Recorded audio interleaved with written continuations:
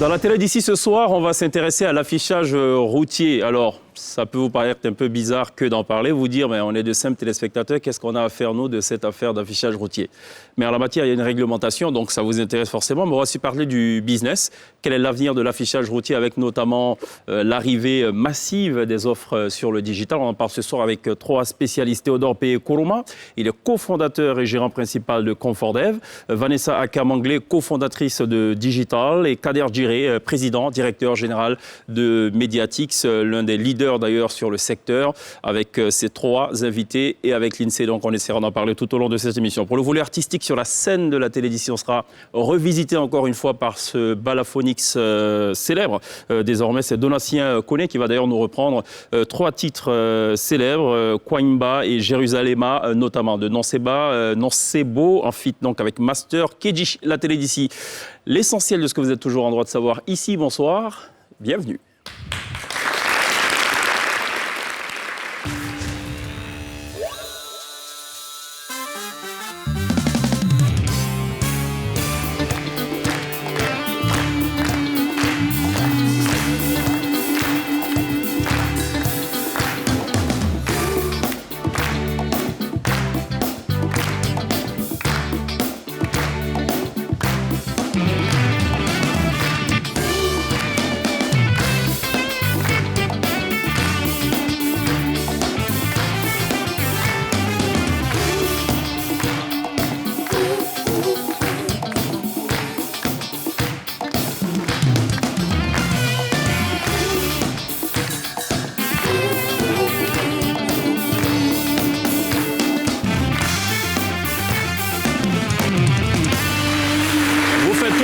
De nous rejoindre dans la télé d'ici sur NCI pour Télévivre la Côte d'Ivoire dans tout ce qu'elle compte. Ce soir, on va parler d'affichage routier. Quel est l'avenir de l'affichage routier? Est-ce que c'est un métier qui va disparaître avec, on l'a dit, donc l'intrusion du digital, ou est-ce que c'est un métier ou un secteur qui a une certaine résilience? On en parle avec nos trois invités. Théodore P. Koroma, bonsoir, bienvenue. Bonsoir, M. Cheikh. Comment allez-vous? Très bien, merci. Vous êtes inquiet ou pas pour l'affichage routier?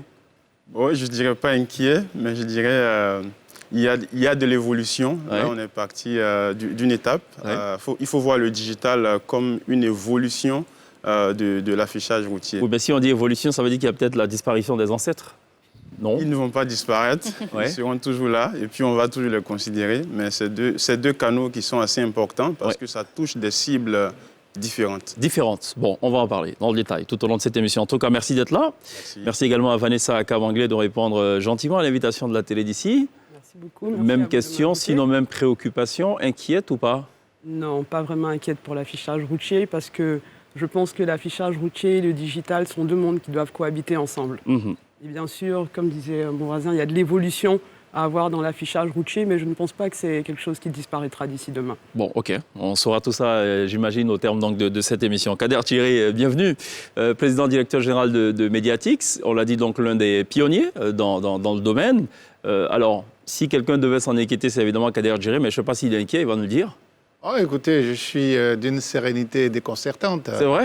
Oui, c'est vrai qu'effectivement, il y a des difficultés dans le secteur. Effectivement, il y a de nouveaux médias qui arrivent, mais bon, l'affichage, on reste l'affichage. C'est le plus vieux média, mais je pense que ce média ne peut pas disparaître comme ça. D'accord. On aura l'occasion d'en reparler. Ben, on va en parler. L'INSEE, ça va? Très bien, et vous? Très bien, je vais bien. Alors, on va déjà peut-être planter un peu le décor, l'état des lieux tout de même. Comment se comporte le business? Je vais d'abord me tourner vers Kader Djiré. Comment se comporte aujourd'hui le business de l'affichage? Alors, je l'ai dit tantôt. Honnêtement, est-ce qu'il va bien? Est-ce qu'il se porte très bien? Ou est-ce que, bon, je l'ai on gère, dit quoi. tantôt, je suis d'une sérénité déconcertante parce que le business, c'est vrai, difficile, avec des mesures drastiques qui sont prises par les autorités, notamment pour mettre de l'ordre dans l'environnement, parce qu'effectivement, à un moment donné, on avait l'habitude de voir... l'affichage anarchique? L'affichage, mais je ne dirais pas anarchique, mais je dirais même le visage balafré de la ville, quoi. Voilà. Anarchique, c'est un peu... Quelle est la réglementation en la matière, justement? Comment on affiche? Est-ce que parce qu'on a des moyens et qu'on a les moyens de se constituer en société, on se lève tout de suite et on plante donc un panneau dans la ville? Ou comment ça se passe? Ça obéit à des règles qui sont édictées par le ministère de la Communication et des Médias, et notamment avec son démembrement qui est le Conseil supérieur de la publicité. Aujourd'hui, il ne devient pas afficheur qui veut. Pour être afficheur, il faut avoir un diplôme en communication. Le minimum, c'est... Ah, nécessairement? Oui, nécessairement. Le minimum, c'est le BTS plus 3 années d'expérience. Sinon, c'est la licence ou la maîtrise. D'accord. Et à partir de là, on fait une demande d'agrément au Conseil supérieur de la publicité. Après analyse, une fois que le dossier est validé, donc la structure est habilitée et autorisée à exercer. Mais pour exercer, il faut présenter des supports. Notamment les supports de 12 mètres carrés, de 8 mètres carrés, etc. Tout type de support, mais en tant que régie publicitaire, puisque la profession est réglementée. Et donc, pour pouvoir poser un panneau, il faut plusieurs autorisations, notamment l'autorisation qui est faite à l'endroit de la collectivité territoriale propriétaire du site sur lequel le panneau va être posé. Donc, soit la mairie, soit le district. Exactement. Exactement. Et donc, dès que l'autorisation est donnée disons, lorsque l'autorisation est envoyée à cette collectivité territoriale-là, celle-là envoie un courrier d'avis conforme ou non conforme au Conseil supérieur de la publicité qui, lui, le valide. Ça peut être validé comme ne pas être validé. Et donc, quand ce n'est pas validé, écoutez, le support n'est pas posé. Quand c'est validé, avec l'accord du CSP, l'autorisation définitive est donnée par la collectivité territoriale afin que, avec les services techniques de la collectivité territoriale, la régie publicitaire puisse procéder à la pose du panneau publicitaire, mais en suivant les règles édictées par le ministère de la Communication et des Médias. Alors, j'ai envie de dire, quel type de panneau pour quel type d'emplacement? Bon, écoutez... Est-ce que moi, je peux poser un panneau de 54 mètres carrés à un petit carrefour à Djamé ou quelque part à Boaké, à Coco, par exemple? Tout dépend de l'autorisation qui pourrait être donnée. Aujourd'hui, en la forme, les formats ne sont pas forcément édictés. Okay, vous pouvez poser... Il n'y a rien de précis à ce niveau? Non, sur le décret, il est dit que les panneaux qui sont sur le même axe doivent avoir la même... disons superficie, les mêmes dimensions. Mais il s'avère que avant la création du décret, il y a eu des poses de panneaux publicitaires. C'est cela. Donc des panneaux publicitaires de divers formats. Donc aujourd'hui, avec le collectif des afficheurs, les 3 associations, la NERPSI, la CAFSI et également le GACI, nous sommes en train de chercher avec notre tutelle, le Conseil supérieur de la publicité et le ministère de la Communication, nous sommes en train de chercher à mettre de l'ordre dans, disons, cette configuration-là, dans l'écosystème de la communication. Et je pense que dans très très peu de temps, les choses iront de mieux en mieux. Est-ce que ça coûte cher une publicité sur un panneau publicitaire si on pouvait avoir une fourchette? Alors, ça dépend des endroits, je suppose? Oui, non. Aujourd'hui, en Côte d'Ivoire, il n'y a pas de panneau étoile en tant que tel, comme c'est le cas, par exemple, en France. En France, un panneau posé sur certains axes coûte plus cher que d'autres. Mais c'est vers tout ça que nous sommes en train d'aller. Malheureusement, c'est une profession aujourd'hui qui fait l'objet de beaucoup de convoitises, malheureusement, avec des tâcherons. Il y a beaucoup d'appelés. Voilà, et beaucoup d'élus, apparemment. Voilà, beaucoup d'appelés, beaucoup d'élus. Bon, il y a une sorte de dumping au niveau des prix qui font qu'on se retrouve dans des situations où des panneaux sont vendus normalement pour le prix qui devrait être de 150 000 francs hors taxe. On se retrouve à des structures qui ne sont pas enregistrées, qui ne sont pas dans la légalité, à vendre des panneaux à 45 000 francs. D'accord, ça on l'a compris. Pour rester toujours sur l'état des lieux, ce qui est reproché aussi aux opérateurs, c'est en griffe la vétusté des panneaux. En d'autres termes, vous n'avez pas suivi le flot de la modernité ou de la modernisation.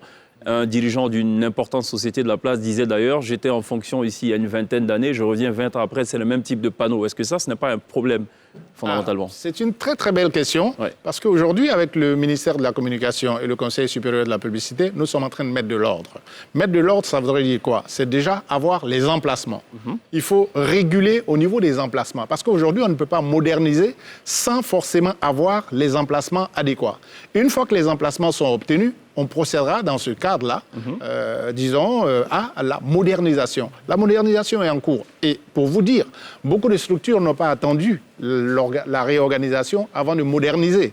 Il y a beaucoup d'entre nous, bon nombre d'entre nous ont modernisé déjà des panneaux publicitaires qui, malheureusement, ont été démantelés du fait que ces panneaux ne respectaient pas les règles au niveau des distances, etc. C'est cela, absolument. Alors, c'est un travail en cours. Alors, le petit côté cynique que j'ai, je la pose à dessein en fait cette question pour en fait introduire aussi, ouvrir sur la question de l'entrée sur le marché ivoirien du leader mondial de l'affichage JCDecaux. Oui.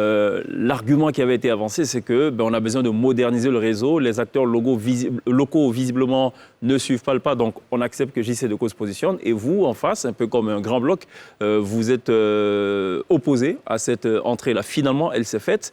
Quelle est l'incidence sur votre business? Alors, pour vous dire, personne n'a été opposé à l'entrée de JCDecaux. Personne. À preuve, JCDecaux est dans toutes les associations. JCDecaux assiste. Oui, mais on avait reçu Mahama Coulibaly qui, du temps de l'interview, était encore président au destiné de la CAFSI. Oui. Et il avait dit à demi-mot, s'il est question de renouveler, on peut le faire, on n'a pas besoin que le leader mondial vienne. Non, on n'a pas. Au contraire, le fait que le leader mondial arrive en Côte d'Ivoire est une très bonne chose. Ça voudrait dire qu'il y a une dynamique sur le marché. Vous voyez, avoir un marché sur lequel le leader mondial vient, c'est une très bonne chose. Mais ce n'est pas fait pour arranger les opérateurs locaux, non? Il faudrait qu'ils respectent les règles qui sont établies. Et donc, c'était ça le problème. Et je pense qu'ils l'ont compris. C'était pas plutôt une question de modernisation? Non, pas du tout. C'était une question... Parce que c'est beau, le VGE, quand on voit les abribus et tout, JCDecaux, c'est très joli, c'est très sexy. Attention, il y a deux choses. Ouais. Il y a les abribus, il y a les panneaux publicitaires. Et donc, c'est vrai que c'est de la publicité, mais en général, ce sont des choses qui doivent être gérées avec soit les collectivités territoriales en liaison avec le Conseil supérieur de la publicité, ce qui n'a pas été forcément le cas avec la structure dont nous sommes en train de parler. Cette structure a signé des conventions avec les collectivités territoriales sans que cela ne soit ou ne fasse l'objet d'appels d'offres par les collectivités avec les régies locales. C'est ça que nous avons décrit. Il y a eu du lobbying? Oui, il y a eu du lobbying, beaucoup de lobbying.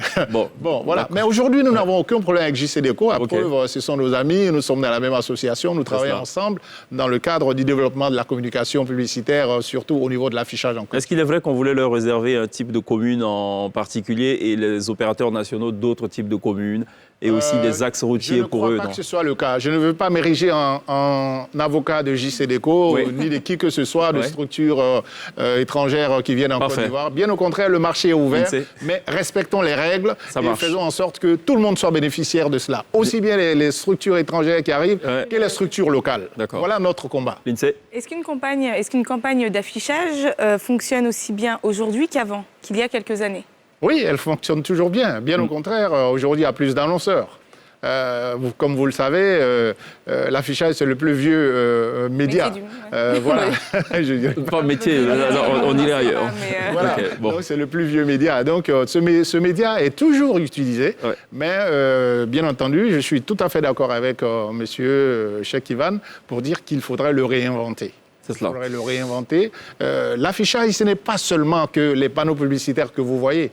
Il y a aussi des camions publicitaires. C'est vrai. Il y a des panneaux spectaculaires. Absolument. Donc, pour vous dire... Est-ce que le consommateur est aussi autant interpellé qu'avant par les panneaux d'affichage? Bien sûr, bien sûr.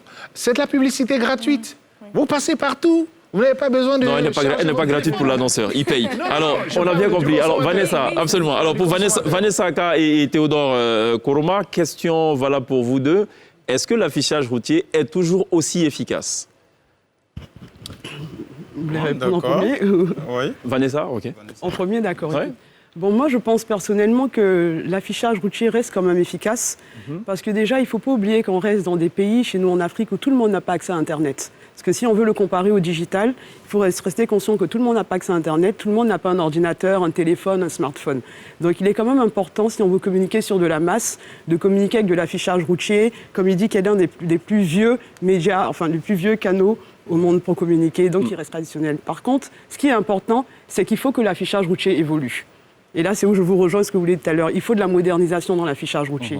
Il faut peut-être une nouvelle réflexion sur comment... Je ne suis pas experte de ce domaine, mais il faut peut-être une réflexion sur comment poser les panneaux, comme vous le disiez vous-même tout à l'heure. Voilà, exactement. Est-ce que les panneaux doivent eux-mêmes évoluer? Parce qu'aujourd'hui, il y a des gens qui parlent de panneaux digitaux, qui sont un peu interactifs. Donc peut-être pour moi, c'est là où la réflexion se pose. Mais je pense que l'affichage routier aujourd'hui a encore de la place.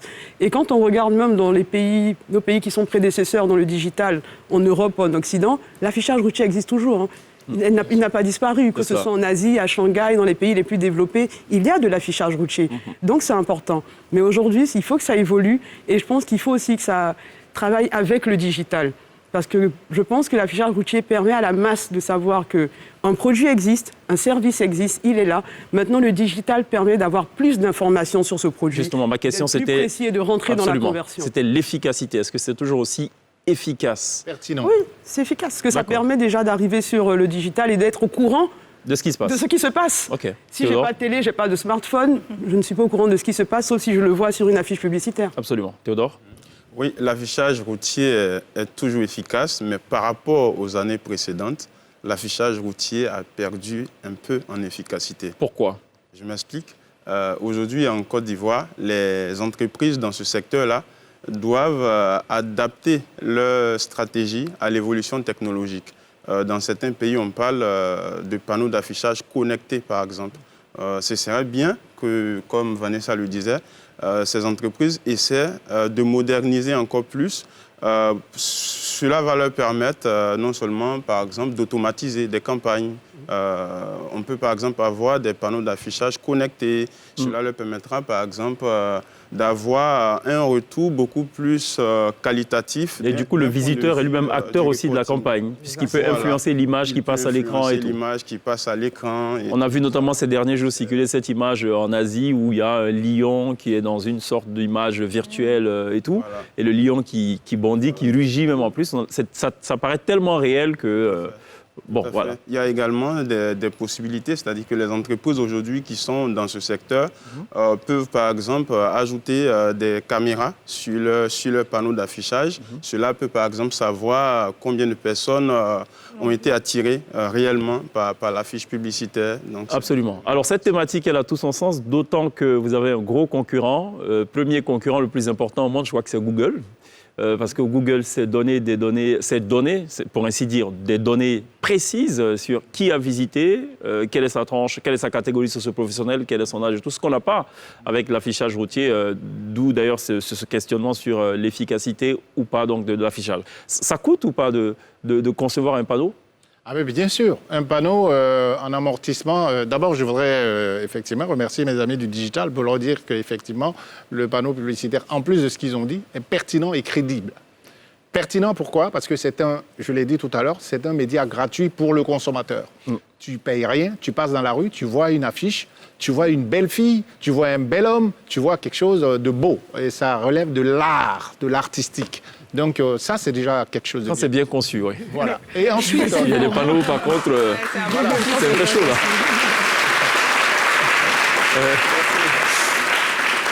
Et il y a aussi le fait que ce soit crédible. Vous voyez le panneau publicitaire, quand tu le vois, tu vois le spot peut-être à la télé, sur un spot de NCI, et ensuite tu vois la com sur le panneau publicitaire. Ça donne de la crédibilité, parce qu'on a déjà vu ça à la télévision. Donc il y a l'aspect crédibilité. Ce qui fait qu'aujourd'hui, il y a des gens, quand ils communiquent, tant que ce n'est pas passé à la télé et sur les panneaux publicitaires, pour eux, ce n'est pas une campagne. Alors que le digital aussi a travaillé derrière. Donc c'est pour ça qu'il faut un mix média pour toutes ces différentes... Une belle combinaison. Revenons au coût, justement. Alors le coût d'un panneau publicitaire, ma deuxième question, c'est de savoir est-ce que c'est ce coût qui freine la fameuse modernisation qui est tant attendue et tant appelée par tous? Non, pas du tout. Aujourd'hui, notre problématique majeure, c'est la réorganisation avec le Conseil supérieur de la publicité, démembrement du ministère de la Communication et des médias. Comme je le dis, voilà un axe, par exemple, que nous avons. Si nous avons des vieux panneaux, où, bon, écoutez, on nous dit, monsieur, vous vous installez là, telle autre personne s'installe là, etc. Une fois que la réorganisation aura été finie, nous nous asseyons avec le Conseil supérieur de la publicité et la collectivité territoriale propriétaire des sites pour pouvoir, ensemble, réfléchir sur le type de panneaux publicitaires à poser sur ce axe. Parce que ça doit rentrer dans le cadre de l'embellissement de la cité aussi. Exactement. Parce que c'est aussi des mobiliers urbains. C'est vers ça que nous sommes en train d'aller. Voilà. Je veux dire, aujourd'hui, celui qui pose un panneau 2 pieds 2 tôles, comme le disait un de mes amis, voilà, je veux dire, à la limite, ça n'a pas de charme. C'est plutôt le visuel qui fait le charme. Alors que quand le panneau est posé sur un pied 13 pas, sur une vitre ou sur un panneau en relief ou sur quelque chose je veux dire, de dynamique, vous voyez, ça attire effectivement l'annonceur. Et l'annonceur, voilà, il faut qu'il y mette le prix. Malheureusement, aujourd'hui, ce n'est pas le cas. Les annonceurs, ils ne payent pas assez. Voilà, parce que, écoute, Justement, parce qu'en face, il faut qu'il y ait un marché publicitaire important pour se lancer vers cette modernisation. Oui, mais bon, je veux dire, c'est vrai que nous sommes en train d'y arriver. Est-ce qu'on peut se permettre de rêver à une rue comme celle de New York, la fameuse Times Square? Times Square, oui. On peut l'avoir en Côte d'Ivoire ou pas? On peut le faire. Il faut que les annonceurs... Vanessa est un peu sceptique. Ah non, je dis rien. On peut le faire. Il suffit Sur le temps, je ne sais pas. Dans le moyen ou très long terme, peut-être. Mais si, sur le pont de Gaulle, on dirait là, non? Avec tous les... Non? Oui, quand on sort de De Gaulle, quand on sort du De Gaulle. Quand on sort, oui, d'accord. Non, mais Times Square, c'est vraiment du spectacle. Hein. Voilà. Ouais. C'est vrai, quand tu arrives à Times Square... Oui, mais il faut de la publicité, il faut des annonceurs qui payent bien. C'est ça? Il faut que les annonceurs y mettent le prix. Et il faut également que cela suscite aussi de l'intérêt de la part de ceux qui fabriquent. Parce que sachez une chose, tout ce matériel il n'est pas fabriqué ici. Il est fabriqué soit en Europe, soit en Chine, soit aux États-Unis, etc. Ça coûte extrêmement cher. Alors, moi, c'est la loi du marché. J'achète un matériel cher, je le vends cher. Je ne vais pas le vendre pour que dalle. Donc, voilà un peu les problèmes que nous avons. Ajouter à cela le problème des emplacements. Une fois que les emplacements relativement à la réorganisation seront réglés, vous allez voir de nouveaux panneaux en complicité avec les collectivités territoriales. Parce que c'est eux qui décident aussi. Parce que ça, c'est un élément très, très important qu'il ne faut pas oublier. D'accord. Il y a un élément très important qu'on a en commun, vous et nous, vous en tant qu'afficheur et nous en tant que chaîne de télé, c'est la publicité. Tout à fait. Allons à la pub, si vous le voulez bien, et on revient dans quelques instants. Avec plaisir.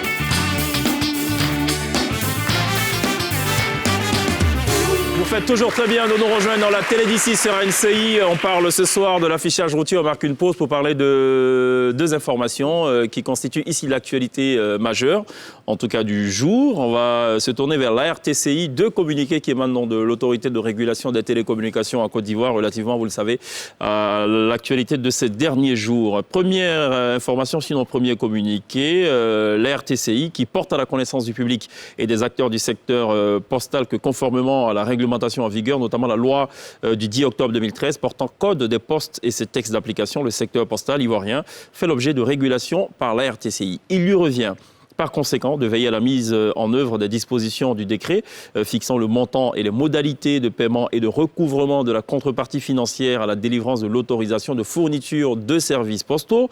Et au cours de la conférence de presse qui s'est tenue donc le 15 décembre dans les locaux de la RTCI, les acteurs postaux présents ont estimé que les montants des contreparties financières prévues par le décret précité sont élevés.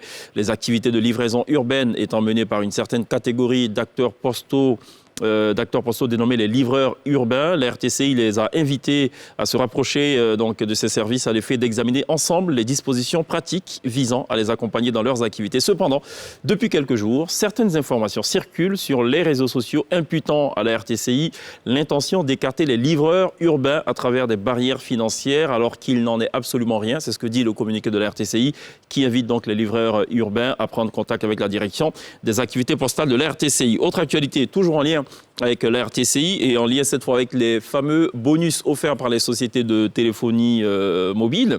Depuis quelques jours, des informations relayées sur diverses plateformes numériques font état d'une interdiction par la RTCI de bonus octroyés aux consommateurs. Contrairement à ce qui est diffusé sur ces réseaux sociaux, la RTCI n'a pas adopté de mesures dans ce sens. La RTCI considère les actions promotionnelles comme un élément d'attractivité, de dynamisme du marché des télécommunications et de fidélisation des abonnés.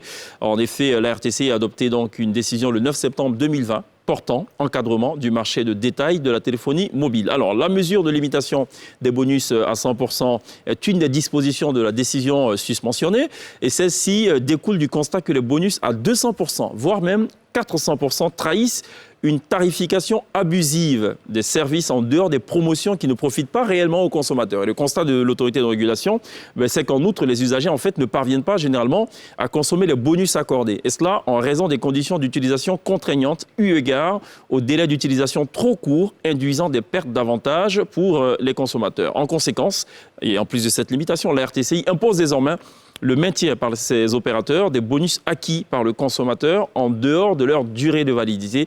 Et ces dispositions prises par la RTCI participent à la défense des intérêts du consommateur à travers, 1, une baisse des tarifs en lieu et place de la politique d'usage abusif de bonus, en 2, une tarification plus transparente et plus juste, en 3, une meilleure lisibilité sur les offres de services et enfin, un usage effectif des bonus acquis. Voilà ce qu'il fallait retenir donc des 2 informations émanant de la RTCI. Lindsay ?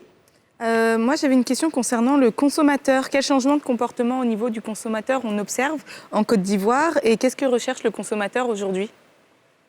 En termes de publicité, elle s'adresse à tout le monde, la question. Vanessa ? Pour moi, ok. On a le défaut d'être un peu élégant dans cette émission. Mais c'est bien. C'est bien. Aujourd'hui, c'est sûr que le consommateur, on peut dire, consomme différemment la publicité. Aujourd'hui, de mon point de vue. En tout cas, aujourd'hui, comme je le disais, tout le monde s'attend à de la conversion, à de l'engagement, à de la conversation. Aujourd'hui, on ne veut plus juste qu'on nous expose une marque ou une personnalité, et même ça concerne même les personnalités. Quand on suit des stars aujourd'hui, on ne veut plus juste le voir à la télé ou le voir dans son film, on veut le connaître dans sa vie de tous les jours et savoir ce qu'il fait. Donc la consommation est totalement différente. Aujourd'hui, si je veux m'intéresser à une marque, peu importe ce qu'elle est, j'ai beau l'avoir vue à la télé, je l'ai vue sur des affiches, je l'ai entendue à la radio, j'ai envie de connaître son quotidien. Est-ce qu'elle fait des actions caritatives? Comment ses employés se comportent? Quels sont les produits qu'elle offre? Et donc aujourd'hui, le consommateur s'intéresse vraiment plus à la marque, à son univers elle-même, avant de consommer. Donc d'où l'intérêt, comme je le disais tout à l'heure, d'avoir de l'affichage qui permet aujourd'hui d'informer sur l'existence d'une marque, d'un produit, mais d'avoir derrière le digital pour soutenir maintenant justement toute cette conversion-là et tout l'engagement dont le client a besoin. Aujourd'hui, on remarque que toute marque aujourd'hui se fait accompagner par exemple d'influenceurs, parce que c'est les nouveaux moyens de consommation. Aujourd'hui, j'aime une marque, mais je veux un influenceur qui est drôle, qui me fait de la musique, quelqu'un qui me ressemble et qui me montre que cette marque-là, elle est intéressante à consommer. Mais c'est pas éphémère cette façon de consommer aussi? C'est-à-dire ce type de marketing, est-ce qu'il est plus éphémère du coup que les panneaux publicitaires? Alors, je voudrais peut-être rebondir sur Vanessa veut peut-être terminer sur le caractère éphémère. Ok, allez-y. La segmentation, du ciblage et du positionnement aussi de l'annonceur par rapport au consommateur. Alors, il est bien entendu que le consommateur d'Abidjan, les jeunes que nous avons ici, sont très très branchés téléphone cellulaire. Ok, donc très on va dire digital. Friand de contenu. Voilà, friand de contenu sur des stars, etc., etc. Par contre, des gens du village à Wangolodougou ou à Kawara ou dans un village à Zouanouyen, etc., c'est pas le consommateur qui va prendre son téléphone et aller chercher à voir effectivement si... voyez. Donc les cibles sont différentes. Le média a un consommateur avec des intérêts différents. Voilà, en fait, c'est ça. Donc, c'est un peu ça aussi la limite, on va dire, du digital, sans pour autant brimer un peu, ou porter, disons, je veux dire, des propos négatifs vis-à-vis de ces personnes dans ces contrées-là. Bien sûr, il y en a qui regardent effectivement Internet, mais elles ne sont pas aussi friandes de contenu comme celles des grandes villes, comme Abidjan, Bouaké, etc., etc. Voilà, c'est un peu ça la nuance au niveau des consommateurs. Théodore? Oui, en fait, moi, je dirais plutôt que le consommateur a souvent un regard comme si on lui imposait de la publicité. Parce qu'il peut arriver que je sois en train de circuler sur une rue. Il y a tellement de panneaux d'affichage que je peux être perturbé aussi. Donc, quelque part, le consommateur peut sentir cette pression d'imposition de publicité. À la télé, par exemple, on parle de coupure publicitaire.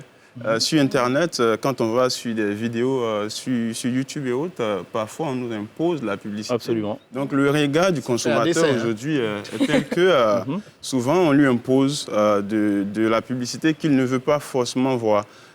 Si on passe là au digital, c'est que ce qui est bien, si on utilise bien les métadonnées de l'utilisateur à partir de ses centres d'intérêt, on peut lui proposer la publicité qu'il désire avoir. Ou lui imposer de la publicité. Ou lui imposer. C'est mieux indiqué de parler d'imposer de la publicité. Voilà, on a combien d'opérateurs d'affichage routier aujourd'hui en Côte d'Ivoire? Alors, pour vous dire... Légaux, pour faire légaux, enregistré au Conseil supérieur de la publicité autour de 80. Contrairement à il y a 15 ans où on avait peut-être une quinzaine ou une vingtaine. Alors, de l'avis de l'observateur que vous êtes, vu la taille du marché publicitaire, il faudrait raisonnablement, rationnellement, combien d'opérateurs maximum? Il peut en avoir le maximum. Un opérateur peut avoir 2 ou 3 panneaux, mais 2 ou 3 beaux panneaux, des bons panneaux. Et faire ces chiffres. Bonne publicité, enfin avec une bonne, je veux dire, des panneaux vraiment qualitatifs, parce qu'il ne faudrait pas qu'on rentre dans le quantitatif comme une armée mexicaine, mais bien plutôt dans le qualitatif. Avec le qualitatif, si les coûts d'achat d'espace sont mis en avant, bien sûr, une société peut générer du bénéfice avec 2 ou 3 panneaux spectaculaires ou 5 panneaux spectaculaires. Quel est le chiffre d'affaires de l'ensemble du secteur à ce jour? De 2017 à 2019, nous étions entre 14, 18 et 12. Ratio un milliard, 12 rassurément. milliards. Ouais, Oui. ok. Ouf. Alors pour 2020, je viens d'avoir les chiffres par...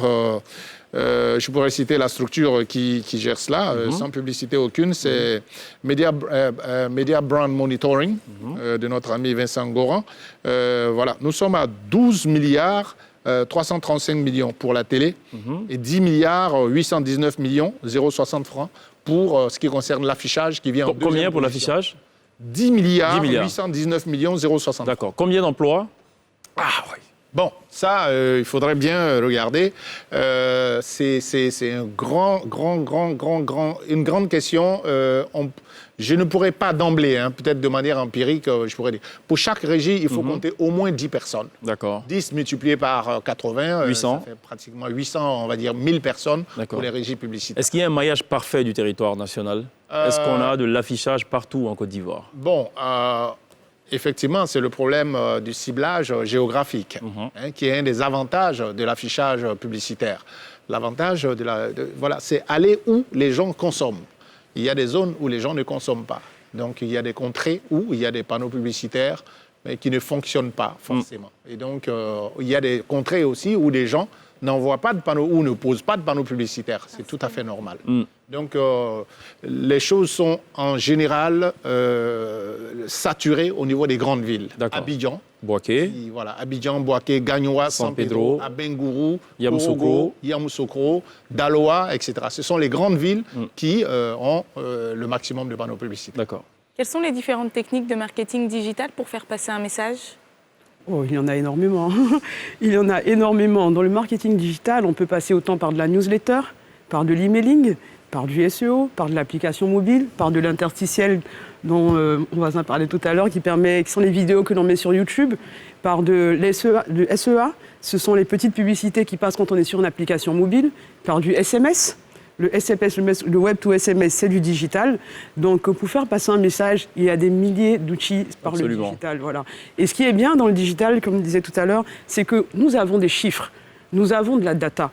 Donc, nous savons exactement à qui envoyer quel message. Nous savons que pour envoyer un message à tel monsieur, on sait qu'il est âgé de tel âge, il se situe dans tel environnement, il aime telle chose. Peut-être que lui, le même message, peut-être pour une personne, il faut le faire sur un fond noir parce que ça lui parlera plus. Pour l'autre, il faut mettre en avant un enfant parce que ça lui parlera plus. Combien de temps il a passé à regarder le visuel et on a tous ces chiffres-là. Les nouveaux clients, alors, du coup, comment séduire les nouveaux clients si à chaque fois on cible une personne en particulier? Non, tu ne cibles pas une personne, tu as une catégorie de personnes et tu peux t'adresser à chacune d'entre elles et faire des classes différentes.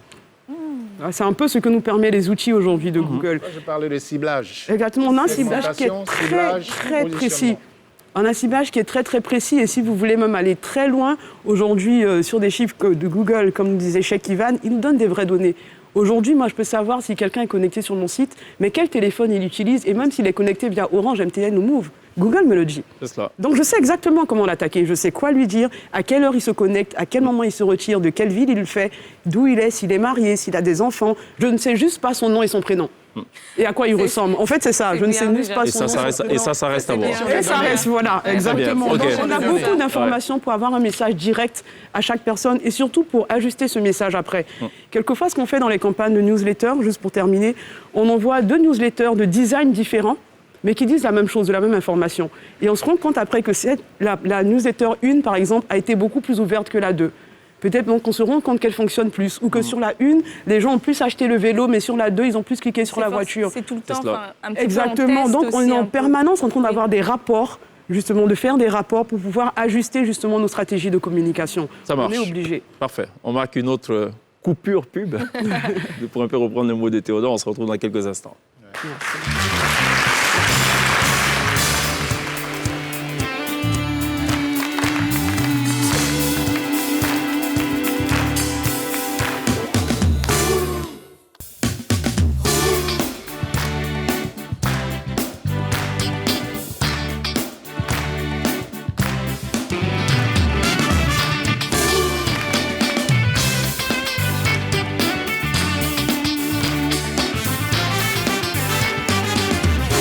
Vous faites toujours très bien de nous rejoindre dans la télé d'ici sur NCI, la première chaîne de télévision privée de Côte d'Ivoire. Le rendez-vous, c'est du lundi au vendredi dès 18h40. Nous abordons des choses qui vous intéressent. On parle ce soir d'affichage routier, surtout ce questionnement. Quel avenir pour l'affichage routier? Ce sera la question ultime en fin d'émission. Je vous demanderai comment vous voyez l'affichage routier dans 20, 30 ans. Pour l'instant, on n'en est pas là. On en est plutôt à une autre question de l'INSEE. C'était... D'accord, à une autre question de l'INSEE. Non, la question de l'INSEE sur le digital, à laquelle Théodore voulait absolument réagir. Oui, je voulais juste faire un additif par rapport à ce que Vanessa disait tout à l'heure. C'est sur les différentes techniques donc, de communication, de marketing digital. D'accord. Donc les différentes techniques, moi je dirais plutôt les différents leviers du marketing digital. Donc on parle aussi de SEO, de SIA qu'elle a déjà évoqué. Mais tout dépend vraiment de SEO, ça veut dire société étrangère organisée. Non? Ah non, je me trompe. Ok. Ben donc, SEO, ça veut dire Search Engine Optimization. Okay. Donc, en termes simples, c'est le référencement naturel des sites web. Parce que créer un site web, c'est déjà bon, mais aujourd'hui sur Internet, on est à plus de 2 milliards de sites web. Donc, dans un secteur d'activité bien précis, j'ai forcément beaucoup de concurrents que moi, qui ont aussi leur site web sur Internet. Du coup, j'ai besoin de me donner de la visibilité. Et tout le monde ne connaît pas forcément le nom de mon entreprise. Pour aller sur Google, pour dire oui, entreprise Théo, je veux un service. Non, chacun sait ce qu'il vient rechercher sur Internet. Donc, je vais forcément saisir un mot-clé de mon besoin. Je veux, par exemple, faire une formation en journalisme. Je vais saisir formation en journalisme. Et les sites web les mieux référencés vont s'afficher dans les résultats du moteur de recherche. Donc, quelqu'un qui crée son site web doit pouvoir optimiser le contenu de ce site web, optimiser le code source de ce site web, optimiser tous les médias qui sont affichés sur ce site web. Et c'est tout ce travail d'optimisation qu'on appelle référencement naturel. C'est cela. Et payer de l'argent à Google pour que quand on tape un mot-clé, ce soit le nom de ce site qui apparaisse en premier. Donc ça, c'est gratuit. Le référencement naturel est totalement gratuit. Oui. Naturel, oui, mais il y en a qui payent et qui arrivent en premier. Donc c'est superficiel. Ah oui, c'est exact. Souvent, il y a même souvent d'autres techniques qu'on appelle par exemple le retargeting, qui est très utilisé aussi, même en Côte d'Ivoire. Je vais sur un site e-commerce, je vois un produit qui me plaît bien. Et après, quand je vais sur une application mobile, je suis en train de lire une Bible ou bien... on impose la pub. On impose la pub du produit que j'ai vu. Ça, c'est le retargeting. C'est ça. Donc ça, c'est une technique aussi. Ben, c'est comme l'affichage routier, finalement. L'affichage routier, en fait, en gros, on vous impose. On positionne le panneau à un carrefour, pas loin d'un feu tricolore. Ben, tu n'as pas le choix, tu es obligé de regarder. Même si... Pour parler comme Kadel Giré, la jeune belle fille, à force de la voir, finalement, elle finit par énerver aussi parfois, non? Non. Bon, c'est pas ça. OK. Parce que la publicité, l'affichage, c'est de l'art. Ça, on a compris. Mais quel est le matériau, justement, utilisé, ou les matériaux utilisés le plus souvent dans la conception des panneaux? On peut partir du fer, du 2 pieds 2 tôles, jusqu'au display. Le display, c'est les écrans LED. Aujourd'hui, on en voit. Voilà, on a parlé de Times Square tout à l'heure. C'est du display. Absolument. Voilà. Et ils habillent carrément tout un building. À la façade d'un building, c'est des choses qu'on veut voir à Abidjan. Ah oui, on veut vraiment voir Abidjan et à Boaké aussi, pourquoi pas. Mais pour que cela puisse se faire, donnons-nous l'occasion de le faire. Avec les 10 milliards, c'est pas possible? Ah non, c'est pas possible. Ah bon? C'est pas possible. Vous imaginez les budgets d'investissement publicitaire pour être sur un truc comme ça à Times Square? Vous ne pouvez pas vous imaginer combien de francs ça coûte. Alors, pour mieux comprendre, sur un 54 mètres carrés actuel, pour un abonnement à l'année, on est sur combien de dizaines de millions? Pas des dizaines de millions, peut-être 10 millions maximum. Peut-être. Et de quelle manière, manière les prix ont évolué alors? 54 mètres carrés? Oui, bien sûr. Mais avant, c'était on a entendu des montants un peu fous. En format bâche. Oui, sur 12 mois? Oui, sur 12 mois. Mais avant, c'était plus cher. Les prix ont évolué avec Mais le temps. justement, au fil des années, les prix baissent. Parce qu'aujourd'hui, dans notre secteur d'activité, malheureusement, il y a des gens qui n'ont pas de bureau et qui posent des panneaux publicitaires. Donc il y a une concurrence déloyale Voilà, et chacun fait ce qu'il veut. Et donc, nous sommes en train de mettre de l'ordre avec notre tutelle, le CSP, afin que nous puissions avoir une bonne graine de professionnels qui puissent, à ce niveau-là maintenant, à un niveau bien précis, dire « OK, nous avons les espaces, nous pouvons investir sur les panneaux publicitaires afin que vous, les annonceurs, vous puissiez les prendre au prix raisonnable. » C'est cela. Mais alors, pour revenir donc au display, vous parliez du budget de campagne. Oui. On peut s'imaginer payer combien? Enfin, c'est une façade d'un immeuble, je ne sais pas moi, CCIA. Oui, la façade d'un immeuble, d'abord, il faut négocier. Tout dépend du prix que le propriétaire. Parce que l'affichage, c'est un peu ça aussi. Nous sommes tributaires des espaces qui nous sont concédés. Le domaine public appartient à la collectivité dans laquelle le panneau se pose. Donc, il faut payer des taxes. Donc, le plateau, par exemple, tu paieras des taxes plus chères que celles d'Adjamé ou celles d'Atekoubé ou de Cocody ou de Bracody. Bon, ça dépend. Maintenant, si tu as des panneaux, je veux dire, d'une certaine taille que tu veux poser sur un immeuble, ben, le propriétaire, tu discutes avec lui, tout dépend, c'est à la tête. Ah ouais, c'est à la tête. D'accord. Donc ce n'est pas que le propriétaire de l'immeuble, c'est aussi la collectivité qui doit donner son go pour être sur un immeuble ou sur une façade d'immeuble. Partout. La collectivité et le Conseil supérieur de la publicité qui doivent donner l'autorisation pour tout type de pose, sur tout type de support. Quand on investit autant dans la conception, dans l'importation de ces équipements et que par derrière on est vandalisé, j'imagine que vous faites des cauchemars, vous, la nuit. Ben, c'est vraiment dommage. C'est une très, très belle question. Des belles questions vous en posez sur ce plateau. Cela me permet en même temps de dire que nous sommes un peu orphelins de tout ça. Ça, c'est un cri de cœur en même temps que je lance aux collectivités territoriales et également aussi au ministère. Nous sommes des opérateurs économiques qui avons en notre sein des pères de famille, etc. Donc, quand on investit sur des panneaux publicitaires dans les communes et que par derrière, on voit des gens qui viennent découper, scier ces panneaux qui ont été payés à plus d'une dizaine de millions de francs, ça fait mal au cœur. Ça fait vraiment mal au cœur. Mais on n'a personne pour nous protéger par rapport à ces différents panneaux-là. Ce qui fait qu'il y a une rétention aujourd'hui à l'investissement sur du support publicitaire dans certaines zones. Bien entendu, il y a des zones où les collectivités font une sorte de petit contrôle, etc., etc. Mais on souhaiterait que la vandalisation puisse être, je veux dire, reprimée par les collectivités envers qui on paye des taxes, etc. etc. D'accord. Alors Vanessa Akacha, vous avez travaillé dans une grande entreprise de la place, qu'on ne citera pas. Au moment de la réflexion stratégique, vous pensez affichage routier en premier et les autres canaux d'abord, ou est-ce que l'affichage routier arrive après ou en milieu? Vous me demandez qu'à l'époque où je travaillais dans cette entreprise, oui, bien sûr. À cette époque, on pensait affichage routier d'abord. En premier? En premier. D'accord. En premier. Pourquoi? Il y a 9-10 ans, un peu plus, mais on pensait affichage routier en premier parce que ça touchait la masse. Et aujourd'hui, ce serait le contraire? Dans une société qui vendait un produit de masse. C'est vrai. Si effectivement on vendait un produit de luxe ou un produit qui était destiné à une cible précise, peut-être qu'on serait allé sur un site, sur une plateforme, une application, mais le produit était destiné à la masse, à tout Ivoirien et à toute personne vivant en Côte d'Ivoire. Aujourd'hui, ce serait quoi la réflexion? Vous pensez pas affichage routier à quel moment? Ça dépend du produit, ça dépend de la cible. Produit de service, téléphonie. SCP. Téléphonie. Restons sur la téléphonie. Je lancerai les deux en même temps. Je lancerai les deux de façon simultanée. C'est-à-dire digital et affichage routier et classique. Parce qu'en plus, la téléphonie, aujourd'hui, ceux qui supportent le digital, c'est eux qui nous fournissent Internet, sont les premiers à nous fournir Internet. Donc aujourd'hui, ça a été les premiers, même à l'époque, quand on partait sur des pages de nos opérateurs téléphoniques. Aujourd'hui, c'était ceux qui avaient les plus belles pages Facebook, de réseaux sociaux, de sites Internet. Donc pour moi, aujourd'hui, quelqu'un qui a de la téléphonie ne peut pas se lancer en affichage.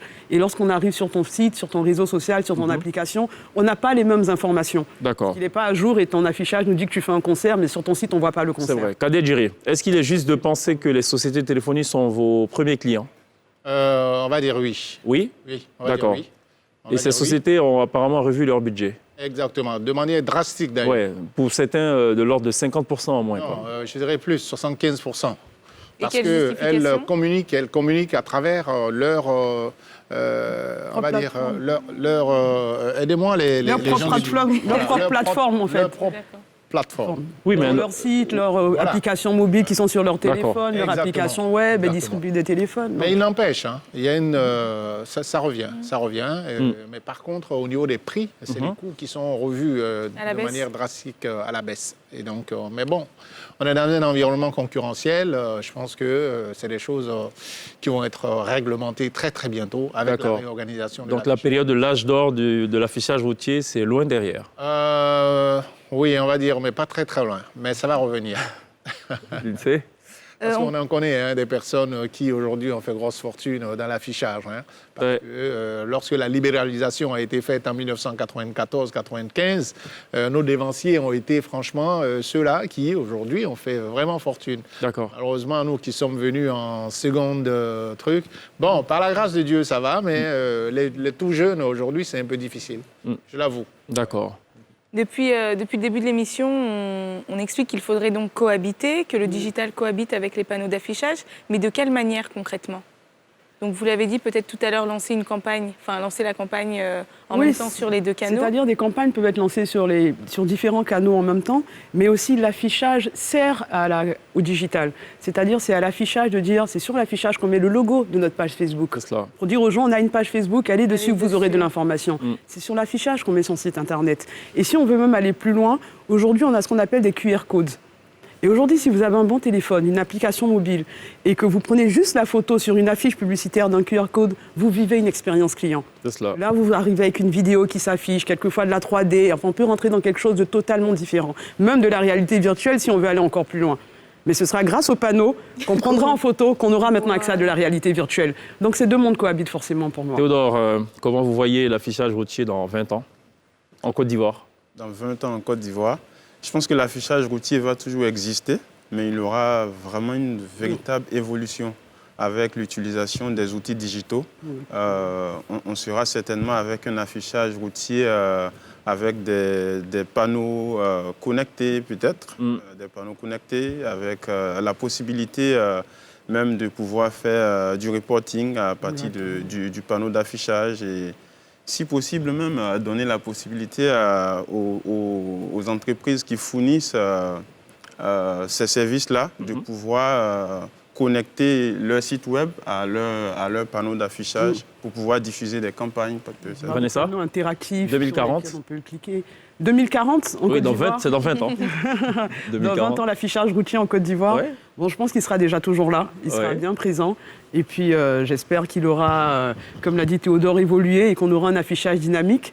On sera peut-être pas Times Square, Ouais. mais on pourrait être le début de la rue de Times Square. D'accord. Voilà, Vous en avez lu dans ma espérant. pensée, Kader, je dirais Times Square en 2040? Ben, écoutez, ça va venir, même avant 2040, je vous dis, parce qu'il y a des C'est choses... la bonne nouvelle ça de bouge, ce soir, hein.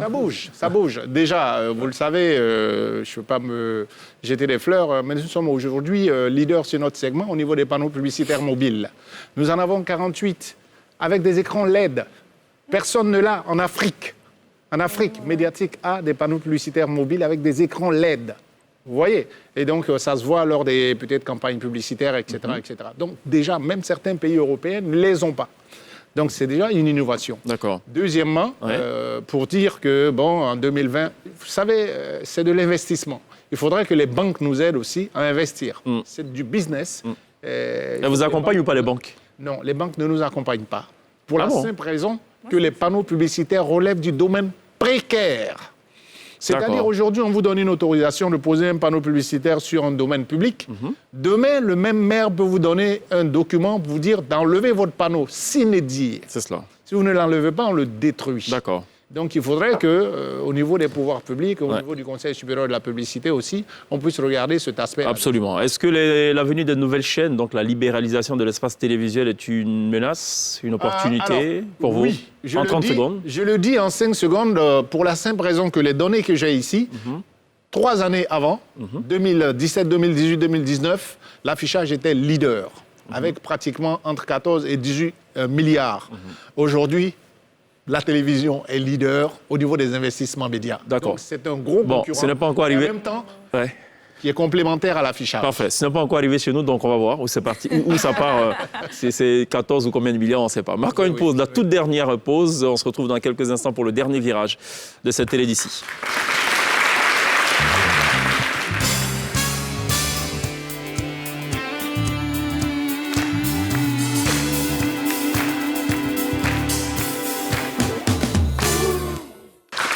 Retour sur le plateau de la télé d'ici pour le tout dernier virage de cette émission entièrement consacrée à l'affichage routier. On sera rejoint dans quelques instants sur la scène de la télé d'ici par Donatien Koné, balafoniste. Mais avant cela, on va parler cinéma avec l'INSEE. Nous sommes mercredi. L'INSEE fait son cinéma. C'est ainsi que s'appelle la rubrique. Hein. L'INSEE fait son cinéma. Il faut le prendre au second degré et non au premier degré. Jingle.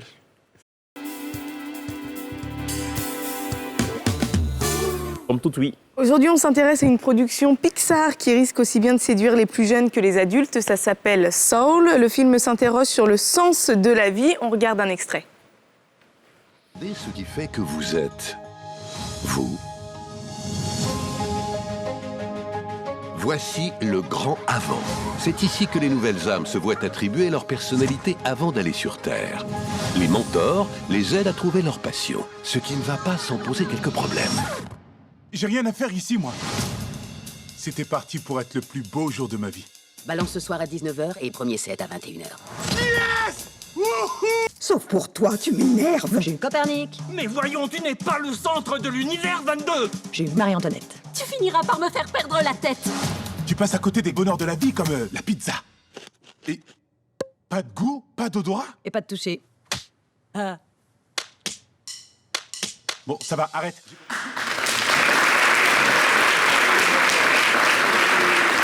Donc, Soul, le film propose de sonder les profondeurs de nos âmes grâce à un professeur de musique qui s'appelle Joe. Son plus grand rêve est de devenir musicien, mais Joe est victime d'un accident. Du coup, il est renvoyé dans le grand avant, là où les âmes suivent une espèce de séminaire pour tracer les futures lignes de nos personnalités.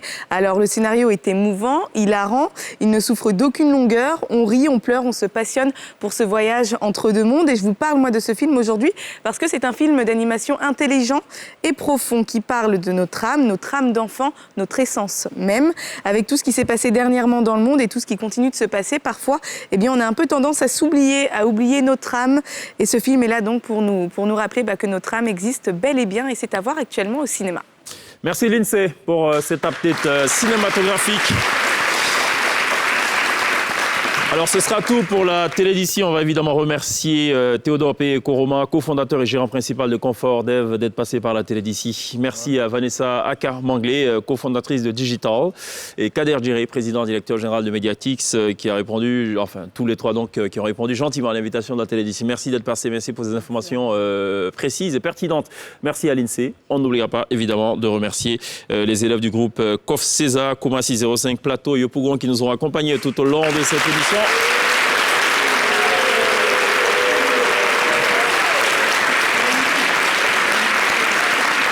Et on vous laisse en compagnie d'un instrumentiste qui a fait plaisir lors de son premier passage, qui a émerveillé lors de son premier passage sur le plateau de la télé d'ici. C'est désormais une sorte de star montante sur les réseaux sociaux, tant ses publications sont vues et suscitent donc des engagements. C'est un professeur de balafon à l'École nationale de musique et de danse de Côte d'Ivoire. Il sera en spectacle d'ailleurs le samedi 6 février prochain à partir de 20h au Palm Club des Deux Plateaux. On le reçoit maintenant live sur la scène de la télé d'ici pour 2 interprétations. On se retrouve demain. D'ici là, take care. Donatien Koné, right now.